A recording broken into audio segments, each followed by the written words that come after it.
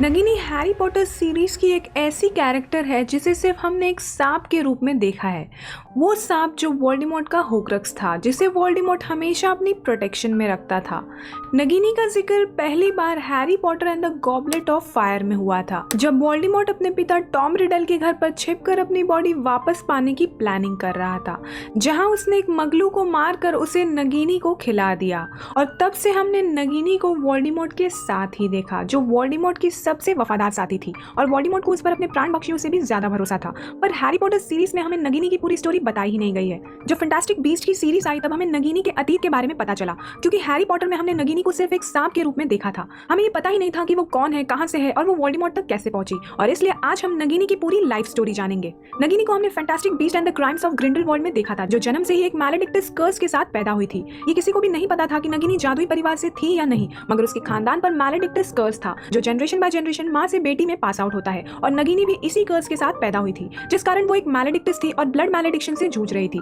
ये एक ऐसा कर्स है जिससे इंसान समय के साथ धीरे धीरे एक जानवर में बदल जाता है। वो कौन से जानवर में बदलेगा वो पूरी तरह कर्स पर निर्भर करता है कि वो कौन सा कर्स है।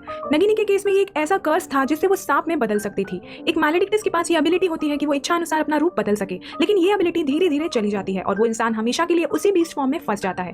ब्लड मैलेडिक्शन एक बहुत ही भयानक कर्स है जिसका कोई भी इलाज नहीं है। ये धीरे धीरे इंसान से उसकी पहचान छीन लेता है और उसे परमानेंटली एक बीस्ट में बदल देता है। Harry Potter and the cursed child में ड्रेको की वाइफ एस्टोरिया भी ब्लड मैलेडिक्शन से लड़ रही थी, लेकिन एस्टोरिया के केस में ये कर्स उसे धीरे धीरे कमजोर बना देता है, जिसकी वजह से उसकी मौत हो जाती है। हैरी पॉटर में हमने नगिनी को तब देखा जब वो परमानेंटली अपने स्नेक फॉर्म में फंस चुकी थी, जिसके बाद वो वोल्डेमॉर्ट की होक्रक्स बन गई। लेकिन फैंटास्टिक बीस्ट में हमने उसे उसके इंसानी रूप में देखा, जो अपने इच्छा अनुसार अपना रूप बदल सकती थी। नगिनी एक शाय नेचर की शांत और दयालु इंसान थी, जो सर्कस आर्कनस में काम किया करती थी। ये जादूगरों का सर्कस था जिसका मालिक स्केंडर था। ये लोग सड़क पर परेड किया करते थे और इसे फ्रीक शो के नाम से जाना जाता था। उस वक्त नगिनी अपनी मर्जी से सांप में बदल सकती थी और स्केंडर जबरदस्ती नगिनी को लोगों के सामने सांप में बदलने को कहता था और उसे मजबूर करता था कि वो दिन रात उसके शो में परफॉर्म करे। नगिनी उस सर्कस में फंस चुकी थी और वो स्केंडर से तंग आ चुकी थी। एक दिन क्रीडेंस उस सर्कस में काम करने आया, जिससे नगिनी की दोस्ती हो गई और एक शो के दौरान नगिनी क्रीडेंस के साथ उस सर्कस से भाग गई। नगिनी और क्रीडेंस की दोस्ती अनोखी थी, जहां नगिनी एक ऐसी मैलेडिक्टस थी जिसके साथ बुरा बर्ताव होता था और वो काफी समय से उस सर्कस में कैद थी। और वहीं पर क्रीडेंस एक ऐसा लड़का था जिसे अपनी आइडेंटिटी के बारे में कुछ भी पता नहीं था। इसलिए नगिनी क्रीडेंस की हेल्प करती है ताकि क्रीडेंस पता लगा सके कि उसके पेरेंट्स कौन थे और उसकी फैमिली कहाँ है।